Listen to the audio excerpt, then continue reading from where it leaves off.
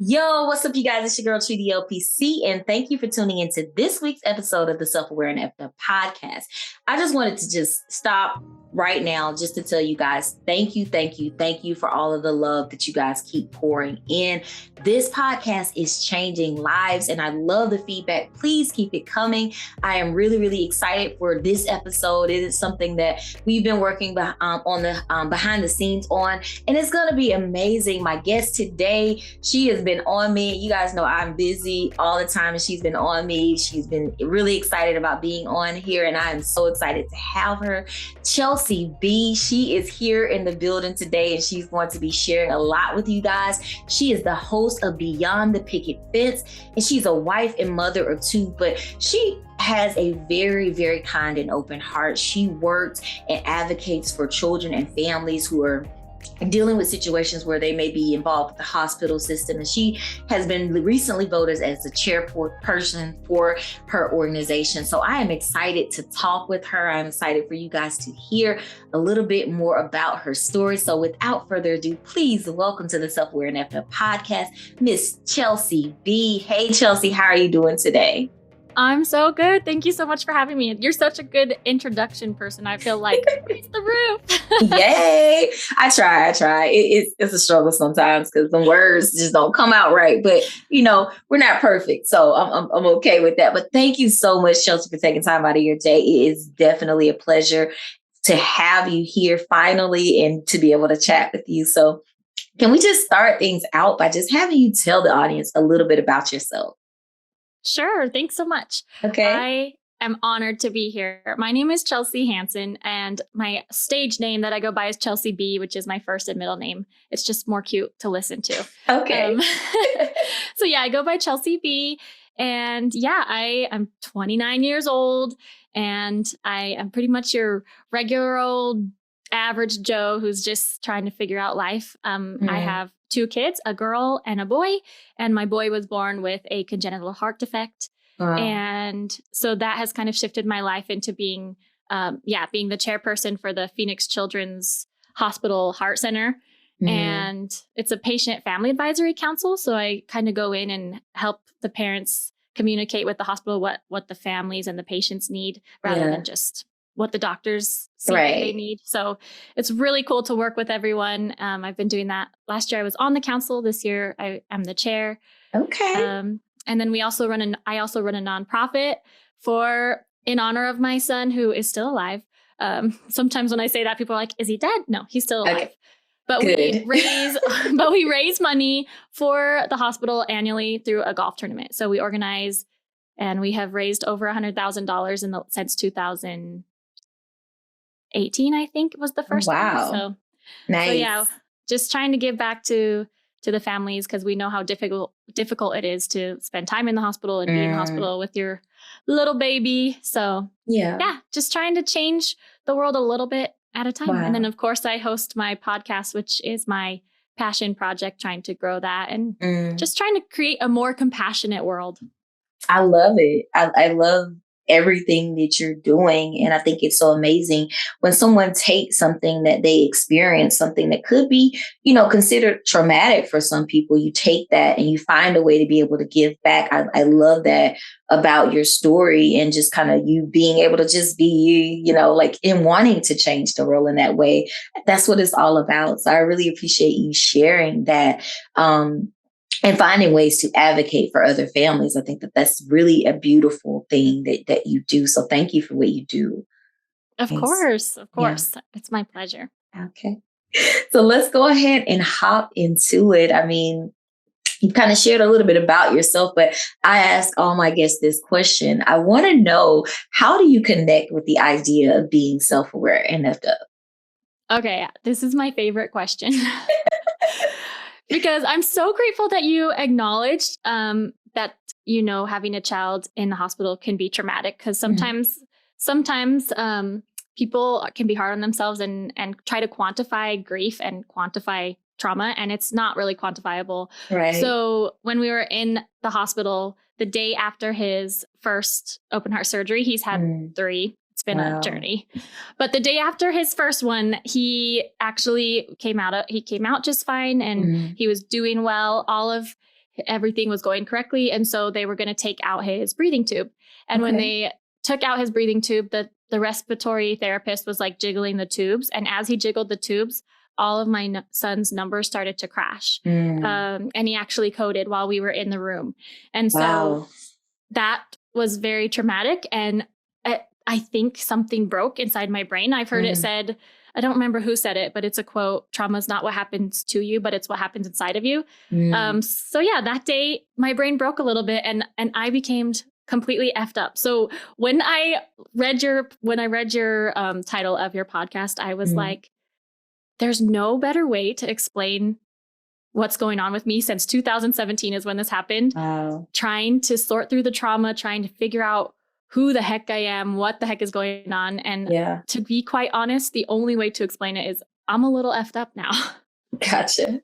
And it's a beautiful thing. Yeah, it is when you accept that part of yourself. That's the thing, the accepting of the fact that we're not perfect. We have those things that we go through and they make us who we are. They guide us and lead us sometimes to our path.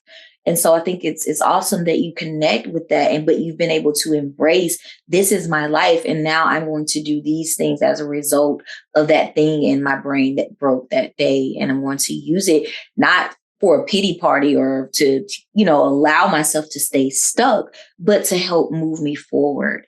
And I mean, I think that that's where a lot of people do get stuck. So you are a mother, you are an advocate, you're a chairperson, you're a podcast host, with your podcast Behind the Picket Fence, like that Beyond the Picket Fence. That's something that really kind of spoke to me. I do want to know a little bit more about what led you specifically to start a podcast with that title, because I'm intrigued by it. Ooh, I love that you're intrigued by it. Basically, what happened that day. So my whole life, I have struggled with comparison, or what I would always call jealousy. But I always just looked around at everyone else and saw how amazing that they are. And it kind of ebbed and flowed throughout my life. It didn't really affect my life too bad. But when I was in the hospital for those 3 months, and I was trying to numb all of the pain, I found myself on social media a lot, especially in like Heart Mom Facebook groups. And as I was in those groups, I saw all of those moms who were doing everything. They were so faithful. They were like cheering on their kids. And I could only see those perfect moments of their life, and here I was in the hospital completely falling apart, not okay. So the blessing that kind of came in that moment is that's when I stepped completely away from social media. From 2017 until this year, I have been completely off social media. And as I got away from social media, I found relationships with people in person. And when you get to know someone in person, you don't just see the highlight reels. You actually hear their entire story. And I've always been inquisitive and like a natural interviewer. And people have said that they like my podcast because I ask really bold questions. The questions that people are thinking in their head, but they're not really willing to say out loud. Gotcha. I ask those questions, but from a loving place, because I think a lot of people are thinking those questions and we need to hear the answers. And so, I just started having these conversations with people telling me stories about, their husband's pornography addiction, or about losing a child, or about divorce. Just all these amazing stories started coming out. And I was like, holy crap, these need to be recorded. Like, right. Humans are amazing. We're all walking around the grocery store just like nothing's wrong. But behind everyone's strong eyes, there is a story, and these stories are incredible. And if we could disconnect from social media and connect to real humans, we would learn that everyone is struggling with something, and everyone is human. Even though our struggles are different, we're all really the same in a lot of ways. We all bleed the same. We're all in pain. We all know loss, grief, trauma. So I just had to get beyond that perfect, like, why are we always trying to put up a perfect view of ourselves when what's going on behind the scenes is actually beautiful and more human, if that makes sense. Yeah, it makes a lot of sense. And I love it. First and foremost, like, kudos to you for being able to be off of social media. I tell people all the time, like, I will, like deactivate my social media. And then it's like, oh, I'm back on like within a day or two. I think the longest I've gone without going on was like maybe 30 days. And that was like maybe 10 years ago. So like kudos to you, because I don't have it in me to do that.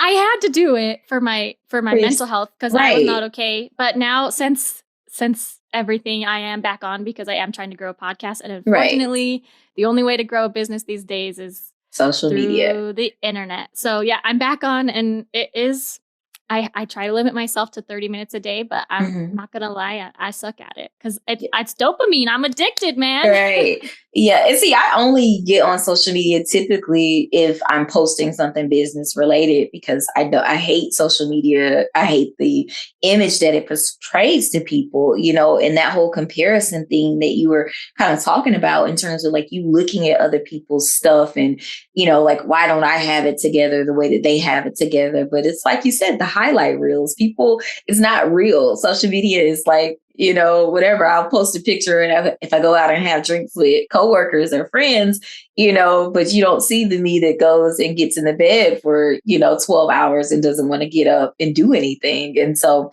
it's just, like even with the influencer culture, I think is a big thing. It's like so many influencers deal with depression and deal with all of these things. I think Netflix did a special on it a couple of years ago about that. So I think it's really important that you're highlighting those things, and you are, using your platform to like take away that mask or take away that facade that we like to place and really go behind, or beyond that fence so that you can see the real person there. And I think that, I think it's very valuable what you're doing in terms of that. So you became, kind of interested in it because you had a personal experience with looking at social media and kind of being on there.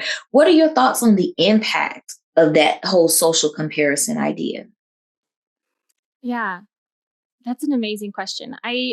First of all, I want to say something to what you said earlier, is that I try to create because I guess technically what I'm doing is trying to be an influencer, but I really want to influence people to be their own influencer, Yes. And so when you come on my Instagram or Facebook or anything, like I never wear filter. I promised myself to never put filters on. Okay. And if I have an idea of a reel I want to make, I make it. I don't get ready and do my makeup first. If I'm wearing makeup, that's perfect. If I'm not, then I'm not wearing makeup for that reel, Okay. So what you get from me, like what you get is what you see is how I really am. If I'm having a day where I'm feeling depressed, I'm like, guys, I'm not okay. Yeah. So that's kind of what I want to create my little slow growing Instagram and everything. Just being that light in the community of what like real. So people, if they don't want to see fake stuff, they can always come to Chelsea and look at her hot mess, and then they'll feel better about themselves. I love it. So back to the question, it has impacted my life so much. And especially now, I mean, it was off and on, growing up, it started with MySpace, and that was just fun. Not MySpace. You took it way back. Well, because it's our generation that like, other generations haven't had to deal with this. We are the most connected generation, but the most lonely. That's real. That's a huge thing. Yeah. Because we're so connected online that we're forgetting how to have conversations in person. We're forgetting to go and hug our neighbor. We don't know our neighbors anymore. You know what I'm saying? Yes, I know. I know none of my neighbors. So I hear what you're saying. So the impact that it's having is it's creating these we're looking at these, it's not fake. Happy moments are really amazing. And of course we want to celebrate them just naturally, because no one wants to talk about the dark stuff because it's painful. We don't want to look like we're whiny, stuff like that. But by just showing the highlights, by just looking at other people's highlights, we get this idea in our mind that everyone else is perfect and that we're not. And that's not true. It's just simply not true. Right. They're just human. They're just humans. We're just humans. And like your podcast says, we're all effed up, but no one's showing it. So everyone thinks that everyone else is perfect, and no one is. And so it really can make you feel very alone, very misunderstood. And it kind of gives, I don't know if you're religious, but if you're not, I would say the adversary, whatever that means to you, it gives that power in your brain. The negative self-talk is at an all-time high. Exactly. And the people who design these apps, they know what to do.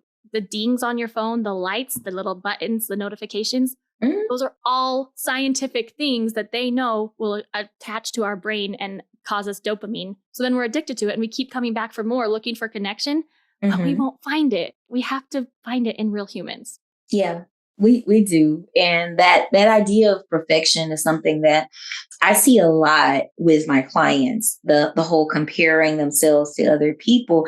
And that's something that I think I'm glad I was fortunate enough.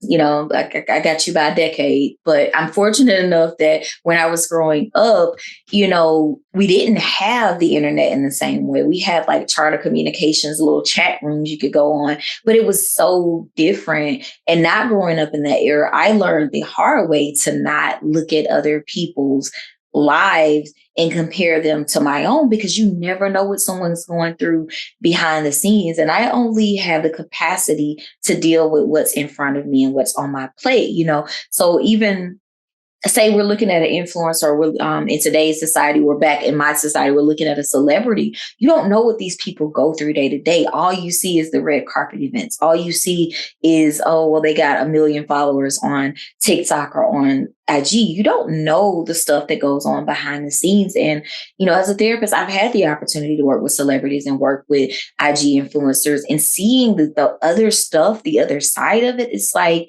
yes, they have all of those things, but a lot of them live very lonely lives because, you don't know who to trust. You don't know who you can trust or connect to. Are they there because they like me, or are they there because they like the fame and the attention? And so we've created this society where we want that, we aspire to that.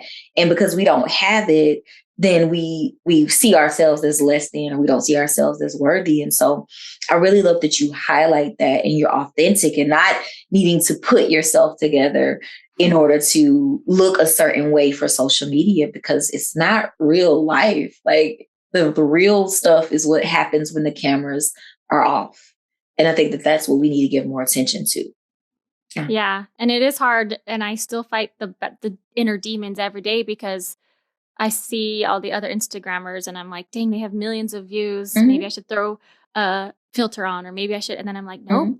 Even if I just have 200 followers, they're real people. They're real followers. That's right. All. Like, it's okay, Chelsea. It's okay.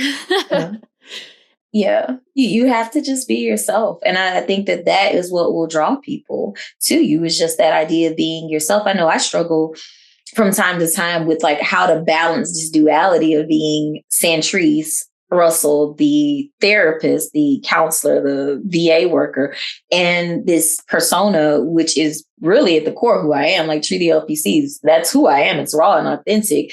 But at work, I have to be a certain way. And, I've always struggled with that duality of it. And so it's like, how much of me can I be and not be looked at as not professional? And it's like, why the fuck do I care? Like, yes, like, exactly. Why, but, I'm still working on that. It adds the worry of, not only are we trying to keep up with everybody, but then it adds the worry of, what is everyone else thinking about me? And we forget to care about what we think about ourselves. Exactly. Sometimes.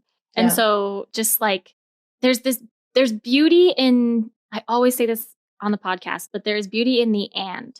Like, you can be a professional and be curled up in your bed crying because you had a really hard day.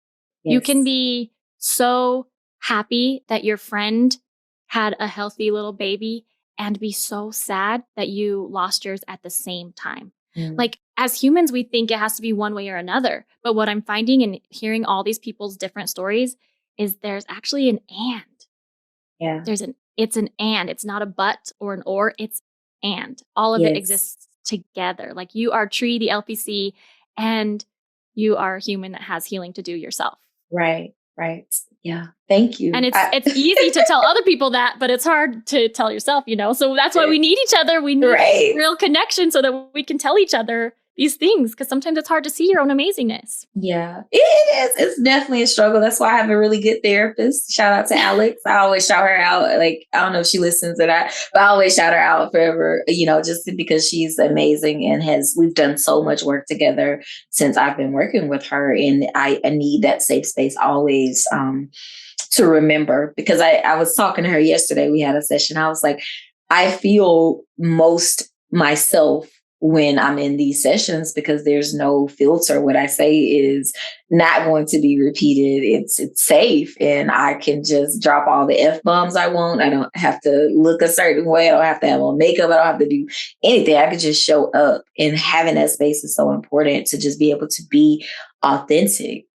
So you've struggled a little bit with social comparison at some point. And obviously there are so many people out there that do struggle with that. So what's something that you think people who struggle with that can do? Like if they're struggling with comparing themselves to others, what's something you think that they could do to kind of shift that focus and maybe change that part of themselves?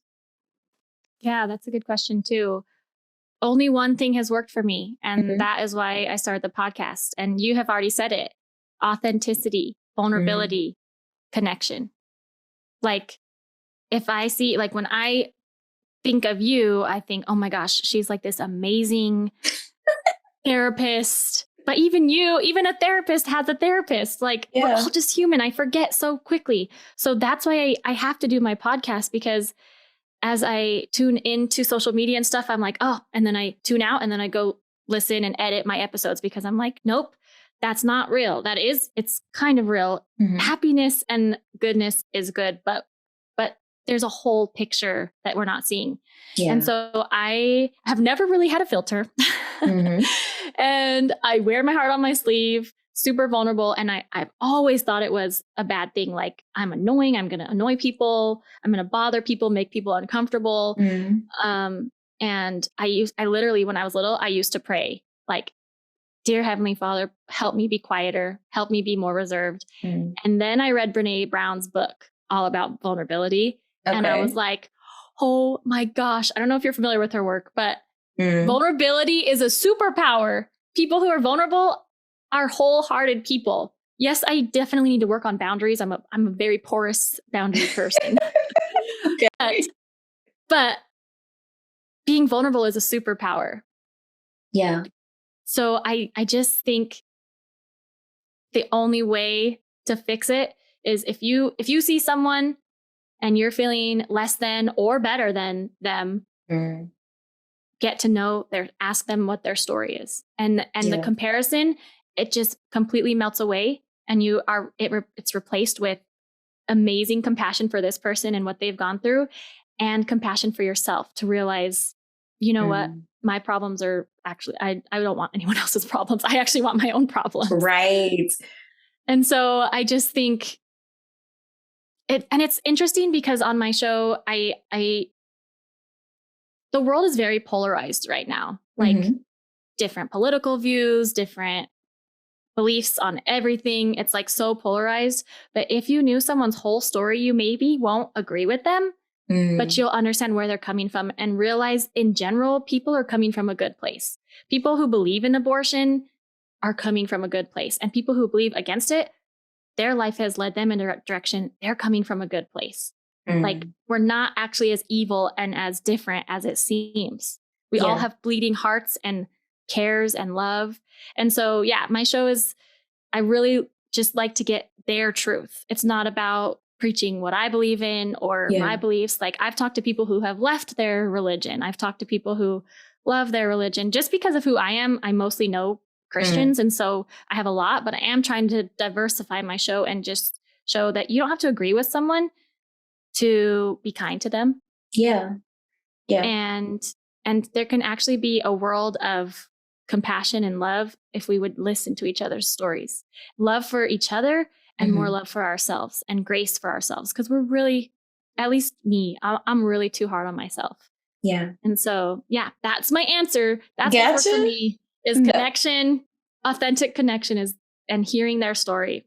Yeah, I love that. And I think that that's definitely important, to recognize, that we are all very connected in different ways, like you mentioned, spirituality and like even with the authenticity piece, even with that, it's like I was raised Christian. I can't tell you what I am now, but what I am is very spiritual. And, what I took from Christianity growing up as a Christian was that all the 10 commandments can be broken down into 2 commandments: love God, love God's people. The rest of it, I could take it or leave it in terms of that. But what I do is live by the principle of treating people how I want to be treated. And I think that is what will make the world better. Is what will make people connect with each other. And remembering that comparison is the thief of joy. It robs us from being able to celebrate ourselves and see ourselves as valuable, because we're always looking at what's on someone else's plate and what's in their lane. And we're not built to be able to do what they do or go through what they've gone through. I don't want someone else's problem. Just like you said, I want what I got.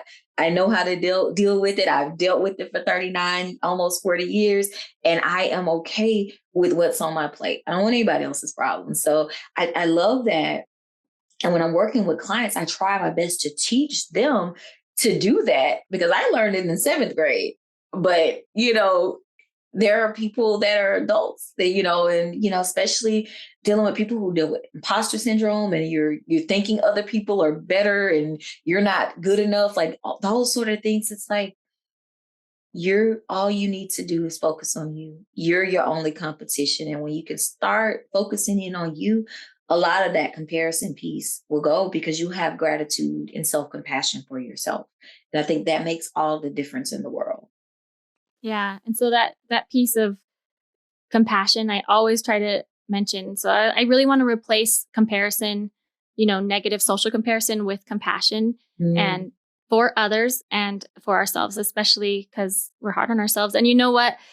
Love God and love God's people. Guess who's one of God's people? Hey, hello. You, me. And if you don't believe in God, then whatever, as I'm learning people, a trend that goes in my podcast is whoever is like resolving their issues, or whenever their issue is resolved, which no one's issues are ever resolved. It's going to be a journey.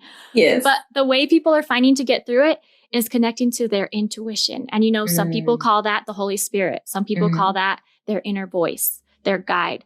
But I'm finding all these through lines, like whether you're Buddhist, what is it called when people don't know what they are and they believe in like agnostic, maybe, or I think that, or if they're Christian, whatever they believe in, or if they're like homosexual or not homosexual, or any of the different things, it all comes down to listening to your inner voice and your inner guide. Yeah, and it's like this through line of humanity.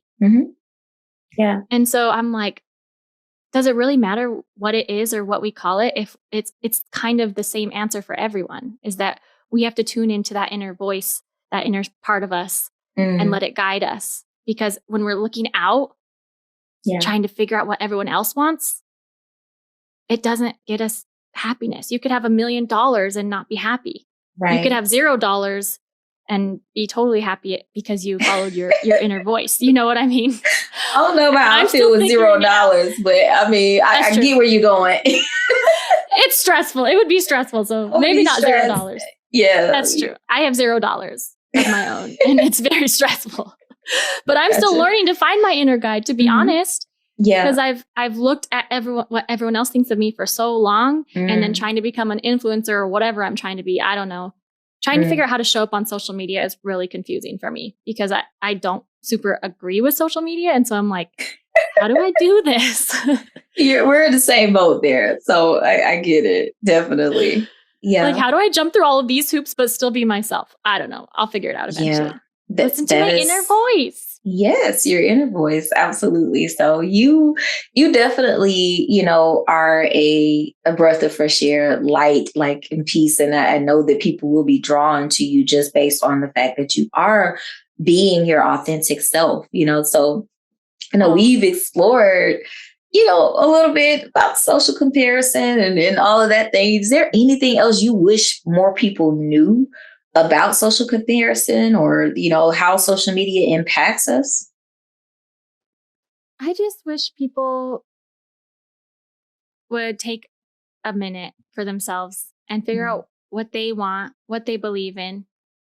And also, like, I think our world celebrates amazingness and like being professional athletes or professional musicians. I'm not sure that we celebrate average enough. Like if you go to work and you come home and you sit and you watch Netflix, but that's what you want to do and you're happy, like let's celebrate average and let's share our average moments and just love yourself where you're at. If there's something you don't like, change it. But if you don't like it because you think someone else doesn't like it, screw that. Screw that. What other people think of you is none of your business. There's a life coach. Her name is Jody Moore, and she always says that. What other people think of you is none of your business. So just give yourself a little hug and a little grace and a little compassion. Right. Yes, everybody. Seriously, like you're doing better than you think you are, and your best will look different every day. So just love yourself where you're at and love other people and connect. Find a way to connect. If you're feeling suicidal, if you're feeling overwhelmed, if you need a good cry, just connect. Don't get on social media. It'll just make you feel worse. Absolutely, definitely. So I appreciate you so much for sharing that and sharing of yourself. And I don't know, I just feel like maybe, I don't know if you do life coaching, but that may be something you may want to explore. I could definitely see you having influence there, or unless you want to go back to school and become a therapist, like you do that too. But life coaching is an easier path to get, there. And what you have, your spirit, it oozes that. And so I think that, you definitely have a lot within you to be able to help people, whether it's through your podcast, social media, or whether it's doing one-to-one coaching. But I definitely see that in you. So I think that, it might be something to consult with your Holy Spirit about and see. I will. I'm seriously on a journey because like when you start doing stuff like this, things pop, like everyone on my feed is a life coach. And it's like, I guess another thing I want to make sure people know is like, I feel like, I don't know, you might disagree with this as a therapist. And it's okay. But I don't know that the only struggle I have with that is I don't feel like people should be fixed. Like that was the problem after my son coded and I was so broken. And I felt like I'm not allowed to feel broken because I had this amazing life leading up to it. And I had always been happy, bubbly Chelsea. And then all of a sudden I was really sad and I kept feeling like, I need to be happy. I need to be happy. How am I going to be happy again? But like, maybe I don't need to be fixed. Maybe being broken is the beauty of it. Yeah.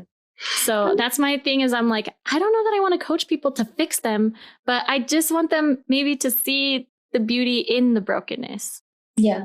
And they can see the beauty in the brokenness. And it's not necessarily about fixing. It's about teaching people how to live the fullest, best life that they can to the fullest of their potential. Like you don't fix going through what you've gone through, watching your son code. Like that's not something you fix. That's not something you get over. It's something that you get through. And that's what life coaching and therapy is about. It's not about fixing anything. It's about learning to cope, learning new strategies for approaching life in a different and new way that feels the most best and authentic for you. So it's never about fixing it, but there's, sometimes people need guides, they need tools. People get stuck in a place that's not necessarily healthy for them. Like, for example, depression. I always tell my clients, it's okay to feel depressed from time to time. Just don't build a tent and stay there. Like you choosing to stay depressed, that's not about being broken. It's, at that point, it becomes a choice of whether or not you do something different. That doesn't mean that you never struggle with depression. I struggle with depression and anxiety. I'm not fit from depression. I go through depressive episodes all the time, but I've learned how to cope better with it. So, just a reframe there. Yeah. Thank you. Yeah, I really love that. I love what you just said. That I'm going to resonate with that. And yeah, because I think you're right. I think it's not fixable, but there can be tools because I don't want to sit in my depressed tent. I don't want to do that. It's not fun. Yeah. I struggled this week. I had to make myself get out of bed earlier this week, because I had taken the day off, but I was like, if I'm going to just be in bed depressed, I might as well get up and work because that was like not helpful for me. And getting up, being active, consulting with my team, that helped me move through what could have been a long depressive episode. It was like maybe a couple of days versus a couple of weeks. And that makes all the difference in the world. Those coping skills definitely make all the difference in the world. So, it's just, again, something to think about, just the social spirit. I'm telling you, I see something there. I love it. It reminds me of, I actually read a quote. I can't remember what it was, but it was some article on Google that randomly popped up. And it said something about how, like, if you're reading self-help books, again, why are you reading the self-help book? Are you reading it because you think you should be, because you think someone else wants something of you? Or are you reading because there's something inside you that you want to fix? And so I'm like, that's why self-help books stress me out, because I've been trying to figure out what everyone else wants of me. And so, full disclosure, I am on the journey of trying to connect to my inner voice and hoping it to guide me where I need to go, because I'm figuring out my mental health. I'm trying to make an appointment with a psychiatrist. Depression is definitely, I think doing the podcast triggered my whatever needed to be faced, because you can only run from it for so long, Right. So now I'm turning around and I'm facing my trauma, and I'm trying to figure out, like, if I need medication. I don't know. I'm going through it. So I got you. We'll see where it takes me. Gotcha. Well, you are not alone. Thank you, for even having that vulnerability to share that. I'm very much open about my journey with depression, because I feel like, this idea that therapists are perfect is something that we definitely don't want to be portraying, because that's not the case ever.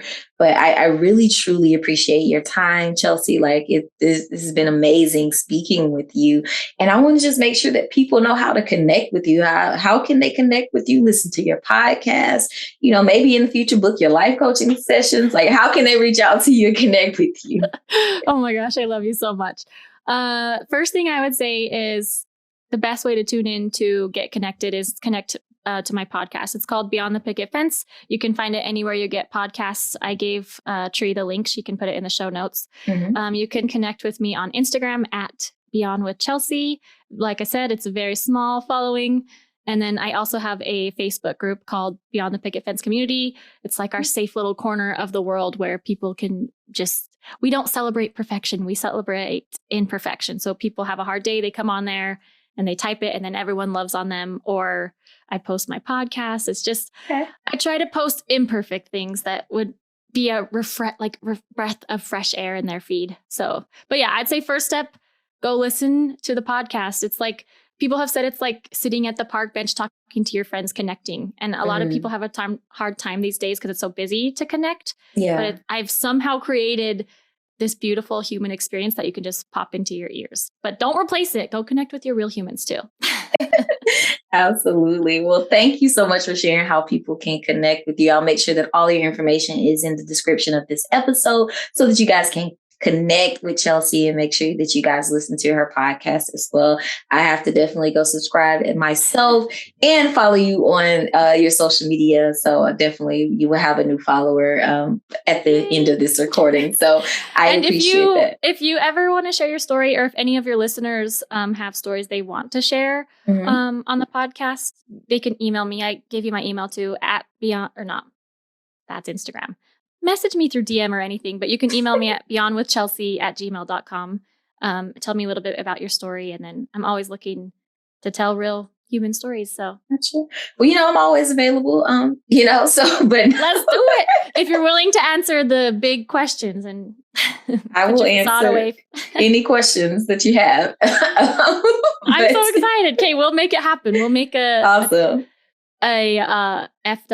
The effed up woman. I don't know what we'll call it. We'll call it something. Yeah, just Tree versus Sandtrice. I don't know. We'll get creative with that. But thank you so much, Chelsea, again, for your time. It has been an absolute pleasure. Before we get out of here, is there anything else that you want to share with the audience? Just remember you're loved, at least by one person. I love you all.